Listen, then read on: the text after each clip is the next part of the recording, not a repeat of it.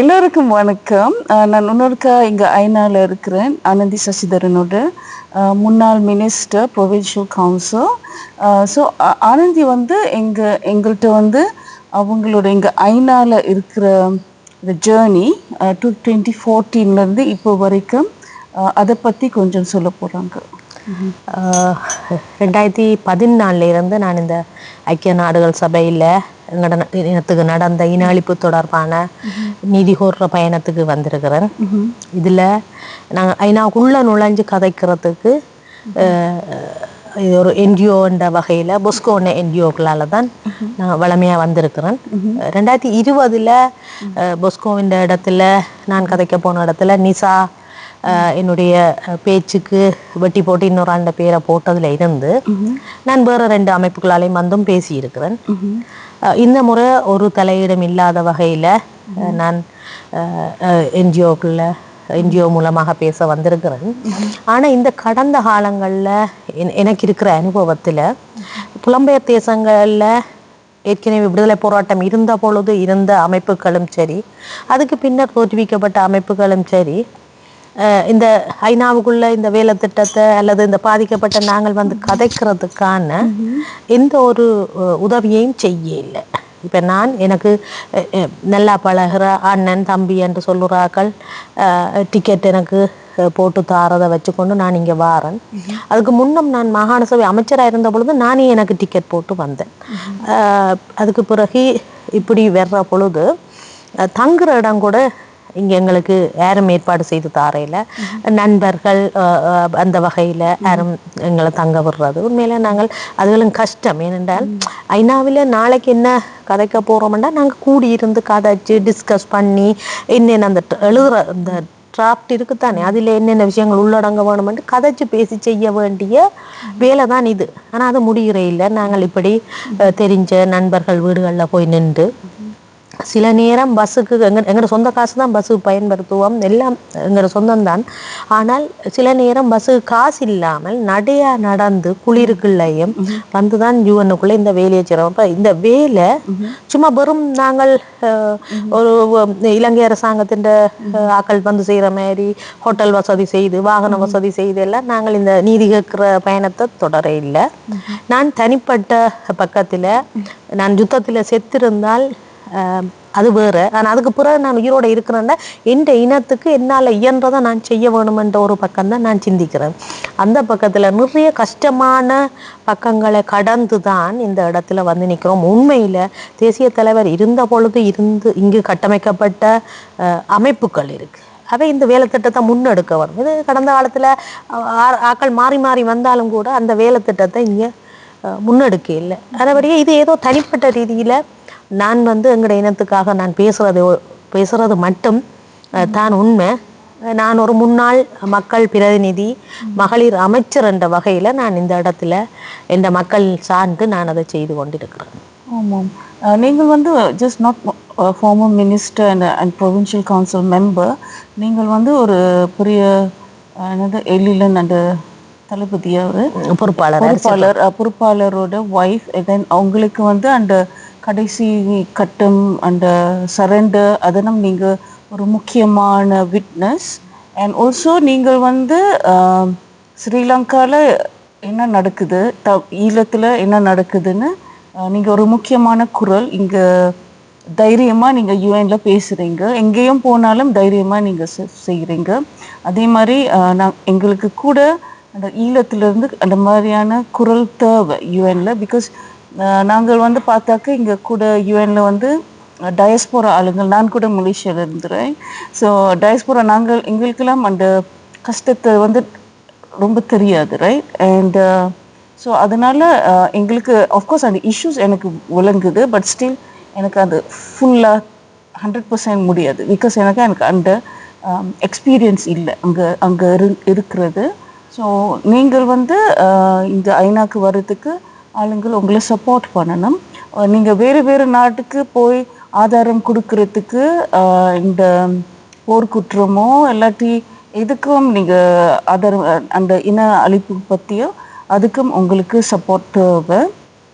And also if in the future நீங்கள் வந்து இன்னொருக்கா நீங்கள் வந்து அந்த ப்ரொவின்ஷியல் கவுன்சிலோ இதுலேயோ லோக்கல் கவர்மெண்ட்லேயோ அதில் வர்றதுக்கு கொஞ்சம் சப்போர்ட் கொடுத்தாக்க அட்லீஸ்ட் நீங்கள் வந்து இன்னும் கூட இன்னும் ஸ்ட்ராங்காக நீங்கள் வந்து ஒரு விட்னஸாக இருக்கலாம். அண்ட் இப்போ அந்த ஸ்ரீலங்கா அக்கௌண்டபிலிட்டி ப்ராஜெக்ட் வந்து செப்டம்பரில் இன்னும் கண்டினியூ பண்ணுதா இல்லையாண்டு அதுவும் தெரியல. ஸோ அவங்க வந்து ஆதாரம் கலெக்ட் பண்ணுறாங்க. அந்த ஆதாரம் வந்து யூனிவர்சல் ஜூரிஸ்டிக்ஷன்னாக்க அந்த வேறு வேறு நாடுகள் அவங்களுக்கு அவங்களோட லோக்கல் சட்டத்தில் அவங்களோட நேஷனல் சட்டத்தில் யாராவது வேறு நாட்டில் போர்க்குற்றம் செஞ்சாக்க அதை வந்து ப்ராசிக்யூட் பண்ணுறதுக்கு. ஸோ அந்த ப்ராஜெக்ட் வந்து இப்போ ஆதாரம் கலெக்ட் பண்ணிட்டு இருக்காங்க. அந்த ஸ்ரீலங்கா ஆர்மி ஆளுங்கள் அவங்க என்ன டார்ச்சர் பண்ணாங்க, இல்லாட்டி என்ன அந்த காண போனவங்க சரண்டர் பண்ணவங்க அதுக்கெல்லாம் செய்கிறாங்க. ஸோ அது அந்த ஸ்ரீலங்கா அக்கௌண்டபிலிட்டி ப்ராஜெக்ட் பற்றி நீங்கள் கொஞ்சம் சொல்ல முடியுமா? அந்த ஸ்லெப் வந்து இப்போ ஆரம்பித்து போன முறை கால நீடிப்பு கொடுத்ததுக்கு பிறகு உருவாக்கப்பட்டது ஸ்லெப். இதுக்கு உண்மையில இப்போ அமெரிக்காவும் ஃபண்ட் பண்ணுறேன் இல்லை, இப்போ நாடுகள் அந்த ஃபண்டை குறைச்சதோட வேண்டிய ஸ்டாஃபின் வேலையும் மட்டுப்படுத்தி இருக்கு, எல்லாம் குறைச்சிருக்குது. உண்மையில இந்த சாட்சிகளை தெரிவு செய்யறதுக்கு இலங்கை அரசாங்கத்துக்கு இந்த இணை அனுசரணை எல்லாம் கொடுத்தாங்க ரணில் மைத்திரி காலத்துல. உங்கள பிழை இல்லை என்றால் நீங்கள் பகிரங்கமா யூஎன்ன சொல்லணும், வந்து சாட்சிகளை விசாரிச்சு போட்டு போன்னு சொல்ல வேணும். ஆனா அந்த வாய்ப்பே அவ கொடுக்கல. அவ இப்பவும் யூஎன் அதுக்குள்ள தலைவிடக்கூடாதுன்னு நிக்கிறேன். பிழை இல்லாட்டிக்கு நீங்கள் விட வேணும். நீங்கள் பிழையண்டபடியா நீங்கள் அதுக்குள்ள அனுமதிக்கிறீர்கள் இல்லை. ஆனாலும் இந்த ஸ்லெப் என்ன செய்தென்றால் இங்கே இருக்கிற புலம்பெயர் பக்கங்கள்ல வந்து இருக்கிற ஆக்களையும் சாட்சிகளாயும் எங்களை போல ஆக்கள்கிட்டையும் இந்த சாட்சிகளை திரட்டி செய்து கொண்டிருக்கணும். அவைக்கு நிதி பற்றாக்குறை, நிதி இல்லை. ஆனபடியால் இதை செப்டம்பர் நிப்பாட்டிச்சினம் என்றால் அதுக்கு பிறகு தமிழற்ற பிரச்சனை பேசுறதுக்கு தளம் இல்லை என்று தான் நான் நினைக்கிறேன். ஏன்னா பிறகு OHCHR நேர கையில எடுக்கும். அப்ப கடந்த காலம் மாதிரி போகும். அது எங்களுக்கு ஒரு துரதிருஷ்டமான நிலைமை. இந்த ஸ்ரீலங்காண்ட பிரச்சனைய முடிக்கிறதுன்றது ஒன்றும் நடக்க இல்லை. ஆனபடியா முடிக்கிறது பிழையாண்டு நாங்கள் கருதுகிறோம். ஆனால் நாடுகளின் மனங்கள்ல மாற்றம் வந்து இவைக்கு ஃபண்ட் பண்ணி இவை அந்த வேலையை தொடர்ந்தால் வேற. இதுக்கு யார் பேசுறது? மேலங்களை புலம்பெயர் நாடுகள்ல எத்தனையோ லட்சக்கணக்கான மக்கள் இருக்கிற இடத்துல அந்தந்த நாடுகளுக்கு சில அழுத்தத்தை கொடுத்து இதை உயிரோட்டமா வச்சிருக்க வேணும். அந்த வேலையை எவ்வளவுக்கு இவை செய்ய போயினோம்ன்றது எங்களுக்கு தெரியல புலம்பெயர் பக்கத்துல. பட் நீங்கள் சொன்னீங்க நான் அரசியல்ல இருக்கணும்ன்றது உண்மையில யுத்தத்தில் கணவரையும் கையால் கொண்டே கொடுத்து போட்டு எல்லாம் இழந்து ஒரு சதம் இதுவும் இல்லாமல் வந்த ஒரு ஆள் இவ்வளவு காலம் இந்த அரசியலுக்கே நின்று பிடிச்சு மனித உரிமை செயற்பாடுல நின்று பிடிச்சிருக்கிறதே பெரிய விஷயம். உண்மையில தேர்தல் அரசியல் என்று வர்ற பொழுது ஏனைய ஆண்களோட போட்டி போட்டு செலவழிக்கிறதுக்கு என்னால முடியாது. கணவர் கேட்கிறமே ஒதுங்கீட்டியல் என்றால் அரசியல் செய்யறதுக்கும் பணம் வேணுமென்றது. பட் தேர்தல் நேரம் மிகையான ஒரு செலவு வேணும். கோடிக்கணக்கான காசு செலவழிச்சு தான் பாராளுமன்ற உறுப்பினராக வந்திருக்கணும். அப்போ கோடிக்கணக்கான செலவு செய்யறதுக்கு எங்கள்கிட்ட நிதி வளம் இல்லை. எங்கள்கிட்ட அதை போய் மற்றவேட்ட கேட்கிற பக்கமும் இல்லை. அதால தான் என்னுடைய அரசியல் ஒதுங்கி இருக்குதே ஒழிய நான் மிக தெளிவாக பிரச்சனைய பயம் இல்லாமல் நான் கூறக்கூடிய ஒரு ஆளாகத்தான் இருக்கிறேன். பார்ப்போம், கால மாற்றங்கள் வர்ற பொழுது தொடர்ந்தும் அரசியலுக்களை எப்படி பயணிக்கிறதுன்றதை பார்க்கலாம். ஓகே. அந்த ஸ்ரீலங்கா அக்கௌண்டபிலிட்டி ப்ராஜெக்ட் வந்து அந்த யூனிவர்சல் ஜூரிஸ்டிக்ஷனில் தான் அவங்க அதில் தான் இப்போ வந்து அவங்களோட மெண்டேட். ஏதாவது நாடு வந்து ஆதாரம் கேட்டாக்க அவங்க கொடுக்கறதுக்கு. பட் அது வந்து எங்களுக்கு ஃபுல்லாக ஒரு பெர்மனன்ட் சொல்யூஷன் இல்லை. பட் ஸ்டில் அவங்க வந்து நினைக்கிறாங்க ஸ்ரீலங்கா அரசாங்கம் வந்து ஒரு குற்றமும் அவங்க ஆர்மி செய்யலைன்னு இருக்கிறாங்க. ஸோ அவங்க அந்த ஸ்ரீலங்கா அக்கௌண்டபிலிட்டி ப்ராஜெக்ட் வேலை செய்கிறவங்க வந்து நினைக்கிறாங்க ஒரு கேஸாவது அவங்க வந்து ஸ்ரீலங்கா ஆர்மி மேலே சக்ஸஸ்ஃபுல்லாக எடுத்தாக்க அது ஒரு விக்டரி. பிகாஸ் ஸ்ரீலங்கா அரசாங்கம் வந்து எங்களோட ஆர்மி வந்து பர்ஃபெக்டான ஆர்மி, ஒன்றுமே செய்யலை, ஆளுங்களை வந்து காப்பாற்றினாங்கன்னு அந்த மாதிரியான நெரேட்டிவ் சொல்லிட்டு இருக்காங்க. ஸோ ஸோ அதனால அந்த டயஸ்போரால வந்து யாராவது அந்த ஆர்மி இருக்கிறவங்க அவங்களுக்கு ஏதாவது ஆதாரம் அவங்க ஆர்மிக்கு எதிராக சொல்கிற ஆளுங்கள் இருந்தாக்க ஆல்சோ எங்களை கான்டாக்ட் பண்ணுங்க. அண்ட் மேபி அதில் இருந்து நாங்கள் நெக்ஸ்ட் நாங்கள் கண்டினியூ பண்ணோம். ஐ திங்க் 2010 11 சில ஆர்மி ஆளுங்கள் வந்து சிங்கள ஆர்மி ஆளுங்கள் வந்து அவங்கள ஆர்மிக்கு எதிராக சில வீடியோஸ் எல்லாம் கொடுத்தாங்க. அதில் தான் சேனல் 4 வந்தது. I think through some Tamil ஆளுங்கள் அண்ட் ஆஃப்டர் தட் த்ரூ பாஷனா அவங்களுக்கு சேனல் 4 வந்தது.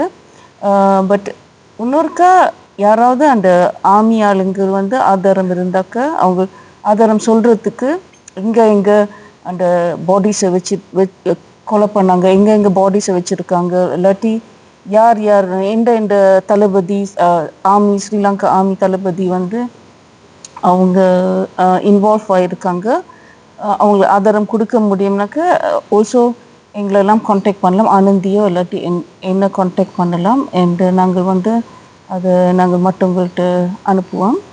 அண்ட் நீங்கள் சொல்ல வந்தீங்க ஏனென்றால் ராணுவத்துக்கு வெள்ளி அடிக்கிற வேலை தான் இப்ப மாறி மாறி வார அரசாங்கம் செய்யுது.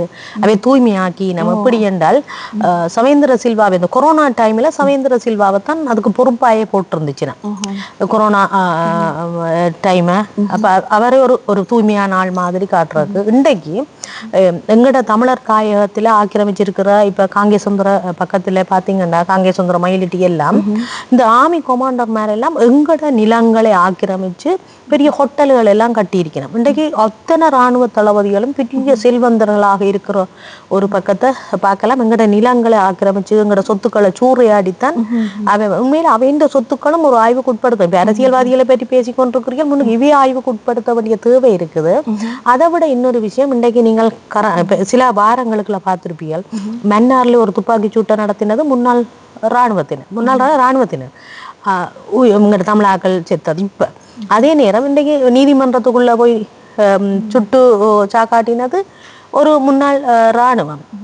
இன்றைக்கு ஒரு பொம்பளை ஒரு வைத்தியரை தன் டியூட்டி முடிஞ்சு போன நேரத்துல அந்த பொம்பளைய மிக மோசமான முறையில கற்பழிச்சு இது பண்ணின டோர்ச்சர் செய்தது ஒரு முன்னாள் இராணுவம். அந்த அளவுக்கு தான் இராணுவம் கட்டமைக்கப்பட்டு இருக்குதே ஒழிய பெரிய ஒரு தூய்மையான நல்ல இதை சொல்லி அப்ப இப்படியான இந்த யுத்தம் முடிஞ்ச காலத்துல இந்த அளவு கேவலமாக நடந்து கொள்ளுற இராணுவம் யுத்த காலத்துல ஈழத்தமிழ் பெண்களை எவ்வளவு கேவலப்படுத்தி இருக்கும் என்றதை நீங்கள் அறிஞ்சு கொள்ள முடியும். இதெல்லாம் கொடுத்தும் கூட நீங்கள் எங்களோட இராணுவம் திறமையா இருக்குது நல்லா இருக்குதுன்னு சொல்றது எந்த வகையில நியாயம்?